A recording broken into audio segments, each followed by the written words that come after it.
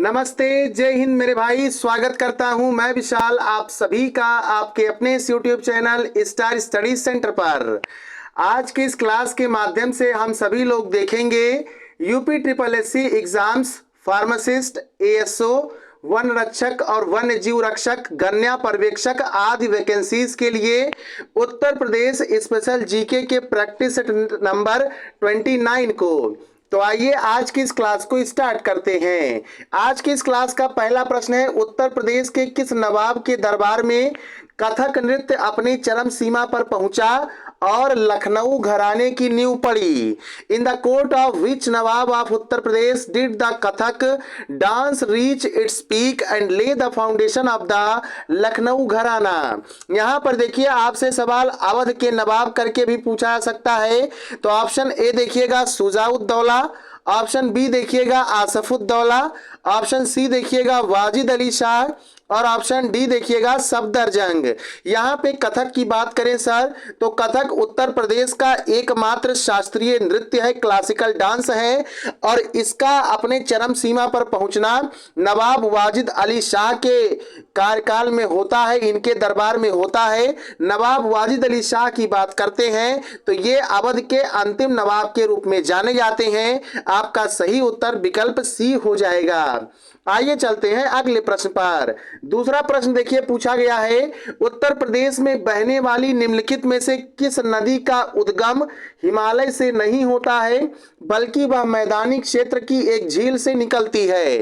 रामगंगा, गोमती नदी, शारदा नदी और ऑप्शन डी देखिए गंडक दिया गया है। यहां पर इस प्रश्न के सही उत्तर की यदि हम बात करें तो उत्तर प्रदेश के पीलीभीत जनपद के फुलहर झील या फिर इसी को गोमती सागर ताल के नाम से भी जाना जाता है, नदी का उदय होता है, उद्गम होता है, जिसको हम लोग गोमती नदी के नाम से जानते हैं। यह नदी आपका पूर्णतः उत्तर प्रदेश में ही बहती है। करेक्ट उत्तर आपका विकल्प बी हो जाएगा। चलिए भाई अगला सवाल देखेंगे, क्वेश्चन 3 देखिएगा।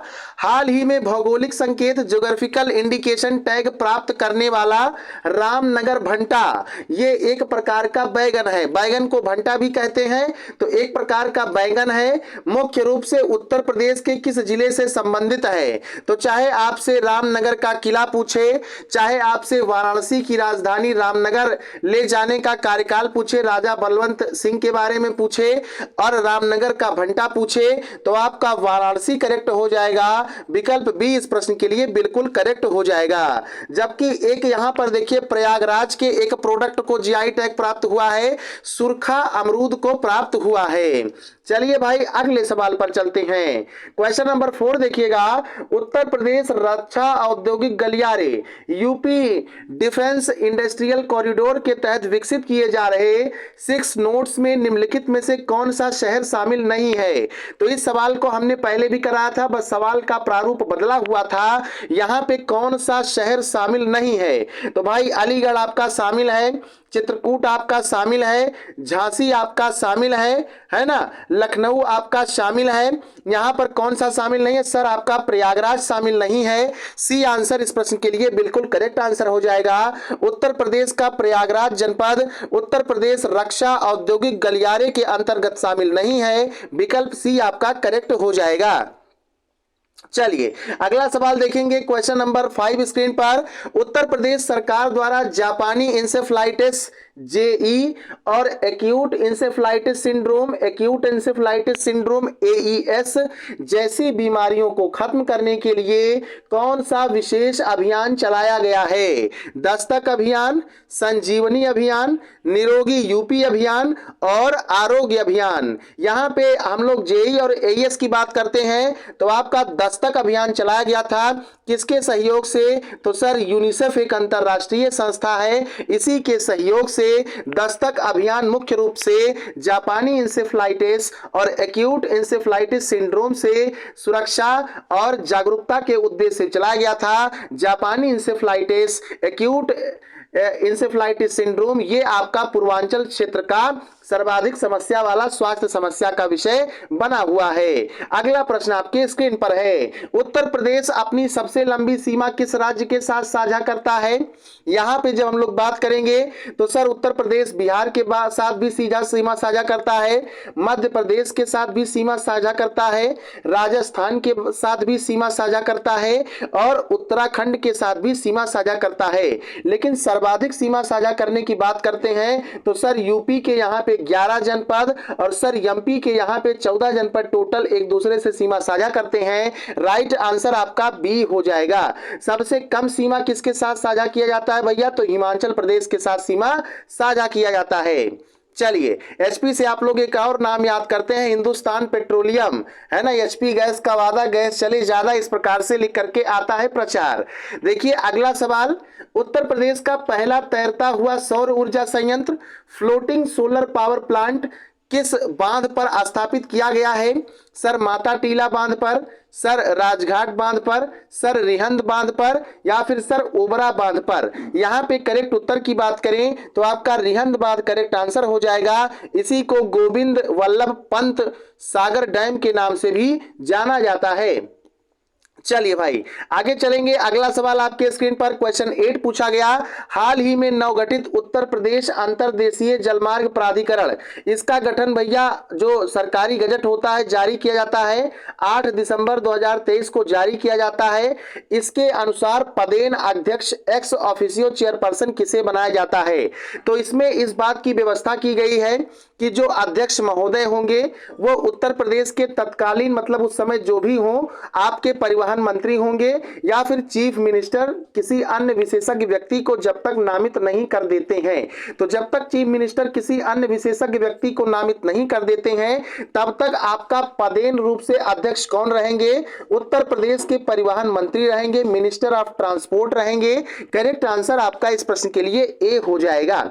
चलिए भाई अगले सवाल पर चलेंगे। क्वेश्चन 9 आपके स्क्रीन पर है सर, सुहेलवा वन्यजीव अभयारण्य, सुहेलवा वाइल्ड लाइफ सेंचुरी, इसमें समझिए इसको कब डिक्लेयर किया जाता है वन्यजीव अभयारण्य के रूप में? सन 1988 में इसकी घोषणा की जाती है।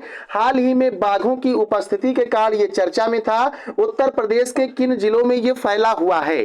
ये आपका करंट अफेयर्स और स्टैटिक बेस्ड क्वेश्चन है। इसका आंसर क्या हो जाएगा सर? तो इसमें आप लोग देखिएगा श्रावस्ती जनपद, बलरामपुर जनपद और आपका गोंडा जनपद। करेक्ट आंसर विकल्प ए हो जाएगा।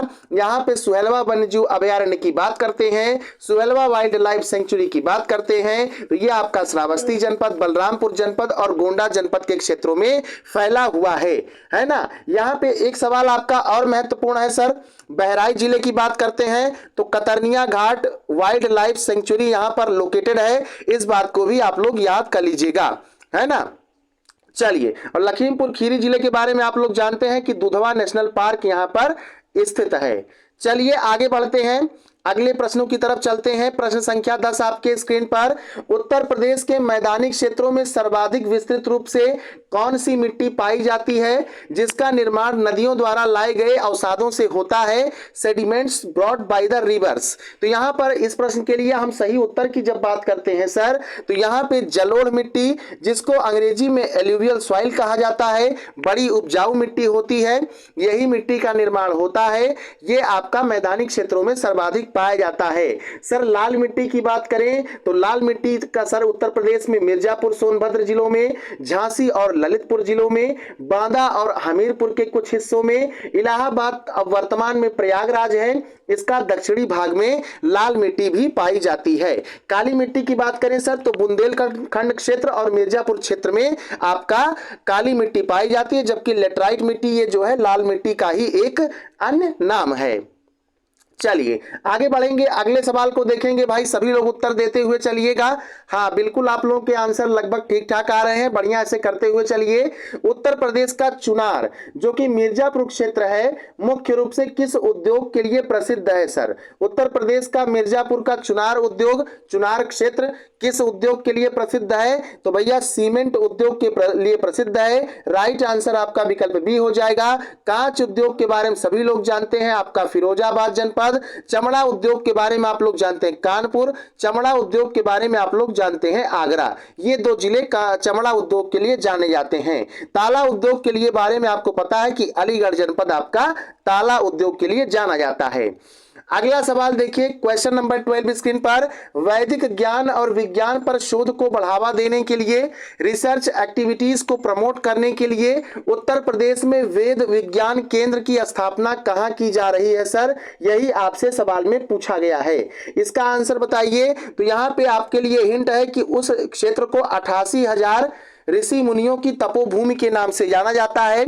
उत्तर प्रदेश की राजधानी लखनऊ से इस जिले की सीमा लगती है और यहाँ की जनसंख्या सर्वाधिक भाई साहब एससी जनसंख्या 2011 की जनगणना के अनुसार है। और वो जिला आपका कौन सा है? नैमिषारण्य क्षेत्र है, सीतापुर है। विशेष रूप से ये जो वेद विज्ञान केंद्र है आपका नैमिषारण्य सीतापुर जनपद में स्थापित किया जा रहा है। यहाँ पे आपको ज्ञात हो कि वाराणसी में बीएचयू परिसर में एक वेद विज्ञान केंद्र ऑलरेडी संचालित है, लेकिन वो सारनाथ में ना होकर के बीएचयू वाराणसी में संचालित है और जिसका निर्माण किया जा रहा है वर्तमान में वो आपका नैमिषारण्य सीतापुर। चलिए अगला सवाल देखेंगे, प्रश्न संख्या 13 आपके स्क्रीन पर। उत्तर प्रदेश विधानसभा में किस जिले में सबसे अधिक विधानसभा सीटें? लगभग 12 सीटें हैं सर, इसके बारे में बता दीजिए। Which district has the highest number of assembly seats? Total 12 in the Uttar Pradesh legislature या लेजिस्लेटिव असेंबली। क्या करेक्ट आंसर हो जाएगा? लखनऊ या फिर प्रयागराज या फिर आपका कानपुर या फिर आपका आजमगढ़। यहाँ पे सर प्रयागराज की बात करते हैं तो इसमें लगभग 12 विधानसभा सीटें हैं, जिनमें आपका फाफामऊ, जिनमें आपका सोराव क्षेत्र, सोराव विधानसभा क्षेत्र, आपका फूलपुर है, आपका प्रतापपुर है, आपका हंडिया है, आपका मेजा क्षेत्र है, आपका करछना है, इलाहाबाद पश्चिम, इलाहाबाद उत्तर, इलाहाबाद दक्षिण, आपका 12 और आपका कोराव। टोटल 12 यहाँ पे मैंने आपको बता दिया। तो यहाँ पे प्रयागराज इस प्रश्न के लिए करेक्ट हो जाएगा। लेकिन अगर यहाँ पे सबसे अधिक के स्थान पे सबसे कम पूछे भैया, तो सबसे कम पूछे तो आपके ये आपको पता है कि उत्तर प्रदेश में 403 विधानसभा सदस्य बैठते हैं। इसमें आपका श्रावस्ती जनपद सर, इसमें आपका महोबा जनपद, इसमें आपका चित्रकूट जनपद और इसमें आपका हापुड़। एसएमसीएच में टोटल 2-2 विधानसभा सीटें हैं, तो इसमें आपका सर्वाधिक सबसे कम जान लीजिए। चलिए अगला प्रश्न चलते हैं, अगला सवाल देखते हैं, क्वेश्चन नंबर 14 स्क्रीन पर। उत्तर प्रदेश के किस पुरातात्विक स्थल से भारतीय उपमहाद्वीप में कृषि विशेष करके चावल के प्राचीनतम साक्ष्य प्राप्त हुए हैं? तो इसके बारे में आप लोग जान लीजिए भैया। लहुरा देवा है, ये आपका उत्तर प्रदेश के संत कबीर नगर जनपद में वर्तमान में लोकेटेड है। चलिए आगे बढ़ जाएंगे, अगला सवाल देखेंगे, क्वेश्चन 15 आपके स्क्रीन पर। उत्तर प्रदेश में बीसी सखी बैंकिंग करेस्पॉन्डेंट सखी स्कीम योजना का मुख्य उद्देश्य क्या है? इसके बारे में आप लोग बताइए। तो यहाँ पे 2020 में इसका शुभारंभ किया गया था बीसी सखी का। अब इसमें जब हम लोग सही उत्तर की बात करते हैं तो ग्रामीण क्षेत्रों में घर घर जाकर के बैंकिंग और वित्तीय सेवाएं प्रदान करना। अब सखी से आप लोग समझ सकते हैं भैया कि यहाँ पे तो कोई सखा होंगे नहीं, और जब सखा नहीं होंगे तो यहाँ पे मेल्स की वैकेंसी नहीं होती है, इसमें केवल फीमेल्स अप्लाई कर सकती हैं, बीसी सखी बन सकती हैं। चलिए नेक्स्ट सवाल देखेंगे, अगला सवाल स्क्रीन पर 16 नंबर का क्वेश्चन। सरयू नहर राष्ट्रीय परियोजना, सरयू नहर राष्ट्रीय परियोजना की बात जब करते हैं तो इसमें सवाल पूछा गया है, इसके माध्यम से उत्तर प्रदेश के पूर्वांचल क्षेत्र के कितने जिलों को सिंचाई सुविधा का लाभ मिलता है? तो सरयू नहर राष्ट्रीय परियोजना की बात कर ले सर, तो सबसे पहले बहराइच जनपद में इंदिरा गांधी जी ने इसका शुभारंभ किया था सन 1978 में। इसके बाद में फिर भैया 2012 के आसपास तक ये ठंडा पड़ा रहा। फिर यहाँ पे दिसंबर 2021 में इसको औपचारिक रूप से फिर से शुरू किया जाता है।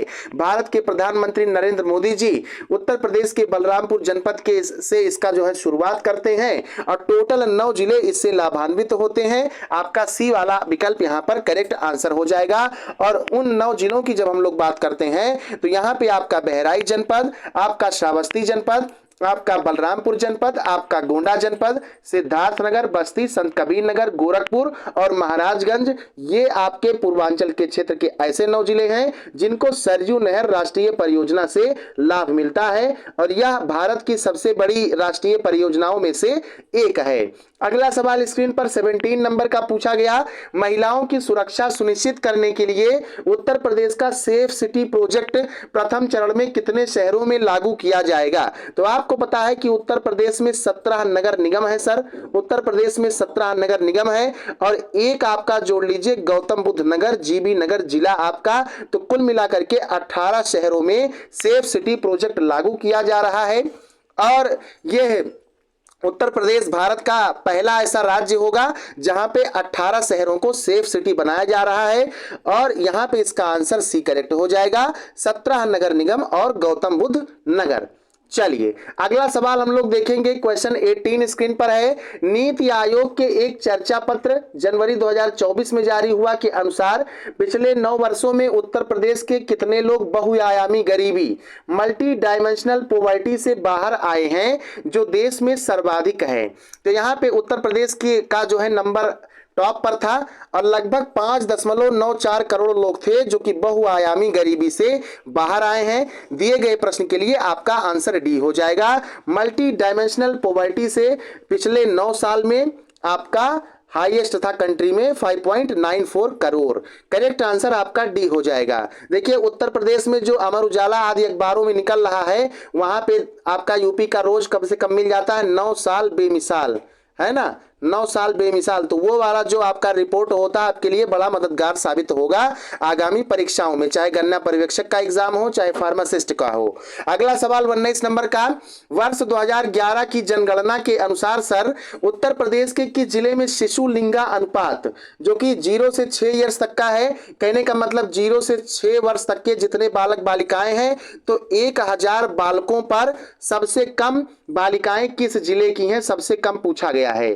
तो इसके लिए करेक्ट आंसर आपका क्या हो जाएगा? बी करेक्ट हो जाएगा सर, आपका बागपत जनपद इसके लिए महत्वपूर्ण है। राइट आंसर ऑप्शन बी हो जाएगा, सबसे कम जो है आपका बागपत में है और सबसे ज्यादा अगर पूछ ले तो उत्तर प्रदेश का बलरामपुर जनपद सर, है ना। चलिए अगला सवाल आपके स्क्रीन पर क्वेश्चन नंबर 20 देखिएगा, स्वच्छ सर्वेक्षण 2023 जिसके परिणाम 2024 में घोषित किए गए में उत्तर प्रदेश के किन 2 शहरों को गंगा किनारे बसे सबसे स्वच्छ शहरों क्लीनेस्ट गंगा टाउन्स का राष्ट्रीय पुरस्कार मिला है? इन द स्वच्छ सर्वेक्षण 2023 results declared in January 2024 which 2 cities of Uttar Pradesh won the national award for the cleanest Ganga towns? तो इसके लिए देखिए वाराणसी और प्रयागराज जनपद को यहाँ पे राष्ट्रीय पुरस्कार मिला। इसमें सबसे पहले नंबर पे सर वाराणसी को मिला और दूसरे नंबर पे जो पुरस्कार दिया गया वो आपका प्रयागराज जनपद को दिया गया। तो राइट आंसर इस प्रश्न के लिए विकल्प ए हो जाएगा। भाई यहाँ पे उत्तर प्रदेश में खराब मौसम की वजह से पावर कटौती ज्यादा है, गर्मी में आप लोग जानते हैं, तो फैन वगैरह की व्यवस्था थी नहीं, थोड़ा नेटवर्क प्रॉब्लम भी था, इसलिए लाइव में बहुत ज़्यादा कुछ यहाँ पे करवाया जाना संभव था नहीं। और आप सभी की परीक्षाएं सन्निकट हैं, इसको देखते हुए ये आपका प्रीमियर वाला क्लास है, इसको सभी लोग अटेंड करते जाइए, शेयर कर दीजिएगा।